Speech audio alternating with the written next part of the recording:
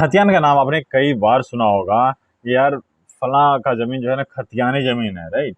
फलां की ज़मीन खतियानी ज़मीन है। भाई खतियान होता क्या है? आखिर खतियान का उपयोग कहाँ-कहाँ होता है? खतियान से आप क्या समझते हैं? ये सारा डिटेल इस वीडियो में बताने वाला हूँ। अगर आप हमारे चैनल पर नए हैं, सब्सक्राइब कीजिए चैनल को, शेयर कीजिए अपने दोस्तों के साथ ताकि वो भी जानकर से अवगत हो पाएँ। और अगर हमारे चैनल पर आप पुनः वापस आए हैं, आपका कोटि-कोटि धन्यवाद। इसी तरह अपना प्यार बनाए रखिए और मैं आपके साथ रेगुलर कंटेंट शेयर करता रहूँगा। तो वापस आते हैं वीडियो के मेन कंटेंट पे कि आखिर खतियान का उपयोग कहाँ-कहाँ होता है, राइट? खतियान का उपयोग होता है खाता नंबर जानने के लिए, राइट?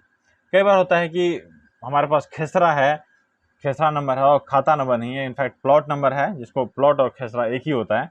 प्लॉट नंबर है, खाता नंबर नहीं है, तो उसको पता करने के लिए आप खतियान का उपयोग कर सकते हैं। प्लॉट नंबर पता करने के लिए भी खतियान का उपयोग कर सकते हैं आप। और साथ में उस जमीन पे एक्चुअली दखल किसका था, क्योंकि खतियान अभी तो बना नहीं है, राइट? खतियान 1908 में अंग्रेज के द्वारा सर्वे कराए गए और 1911 में खतियान बन के तैयार हुआ, जो कि पब्लिक के बीच जो पहुंचा वो 11 के लमसम में पहुंचा होगा। और बहुत सारे हमारे पूर्वज और बहुत सारे जो बूढ़े बुजुर्ग लोग हैं उनके द्वारा बोला है। तो 1929 का खतियान तो मान लेते हैं 1929 में वो खतियान पब्लिक में पहुंच चुका था। अब बात करते हैं खतियान बना कैसे। उस टाइम राजा महाराजा का युग था, राजा महाराजा का समय था। तो राजा महाराजा के द्वारा जो जमीन जिस भी व्यक्ति के द्वारा दखल था, क्योंकि जंगल था उस टाइम और जंगल को उजाड़ा, जंगल को कब्जा किया, अधिग्रहण किया। उस समय जिस व्यक्ति के द्वारा जो जमीन का एरिया उनके द्वारा कब्जा कर लिया गया, राजा महाराजा द्वारा उनको उनका पेपर बनवा दिया गया सर्वे के समय में। तो उनके नाम से वो सर्वे हो गया और उनके नाम से खतियान जनरेट हो गया। खतियान परिवर्तनशील नहीं होता है। खतियान एक बार पब्लिश हो जाए उसके बाद उसमें कुछ भी बदलाव नहीं कर सकते हैं।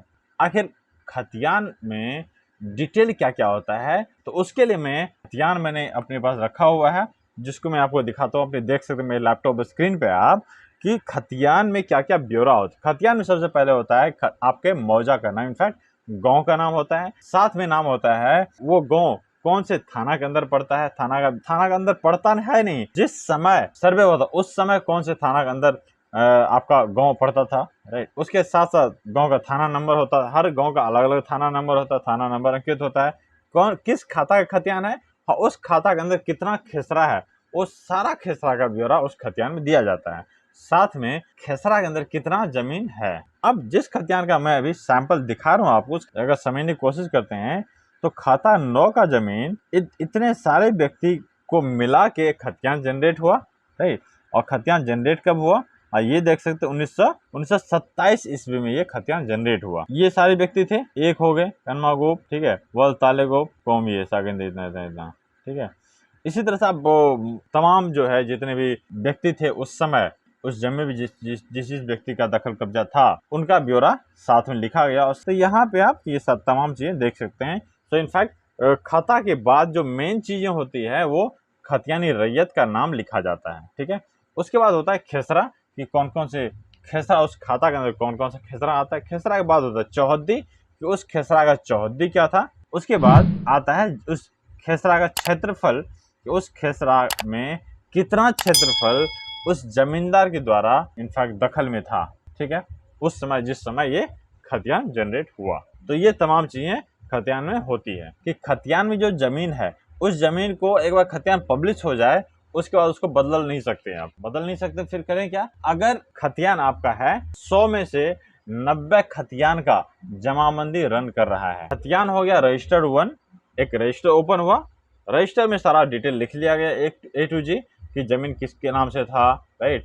कौन से खेसरा का जमीन है, कौन से खाता की जमीन है, कितना क्षेत्रफल उस जमीन उस खेसरा का, वो सारा कुछ लिख लिया गया। वो हो गया रजिस्टर 1, राइट, जिसको खतियान भी बोल सकते हैं, रजिस्टर 1 भी बोलते हैं, बहुत जगह पे खतौनी भी बोलते हैं। अब उसके बाद जमाबंदी हर खतियान का बना हुआ है।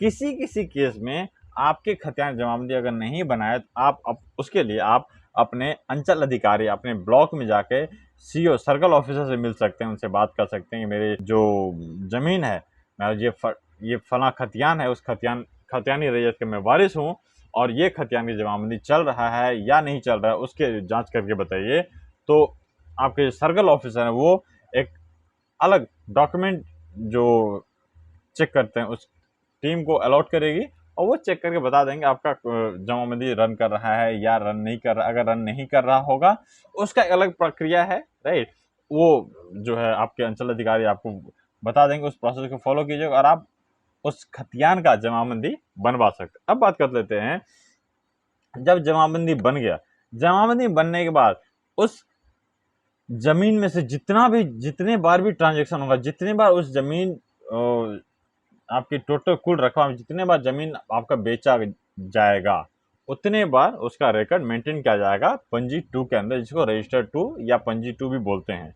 अब बात करते हैं पंजी 2 होता कैसा है, पंजी 2 कैसे दिखता है, तो मैं आपको दिखा दूँ पंजी 2 कैसे दिखता है। इसके लिए अगेन आप देखिए हमारे लैपटॉप स्क्रीन की तरफ, इसके लिए अगर आप देखिए हमारे लैपटॉप स्क्रीन की तरफ, ये देखिए कि यहाँ पंजी 2 में क्या क्या दिखता है। पंजी 2 में सबसे पहले दिखेगा सबसे ऊपर में जमाबंदी नंबर, ठीक है, उसके बाद लिखा जाता है जिला, जिला के बाद अनुमंडल, उसके बाद सर्कल होता है, गांव, किस गांव का जमीन है, किस गांव का पंजी 2 है, किस व्यक्ति का पंजी 2 है, व्यक्ति का नाम लिखा होगा, साथ में उसके पिता का नाम और वो जो गांव है उसका थाना नंबर लिखा गया होगा, ये फला थाना नंबर है। अब जमीन का विवरण कहाँ होता है, जमीन का विवरण होता है रकबा के साइड में, जमीन का विवरण होता है।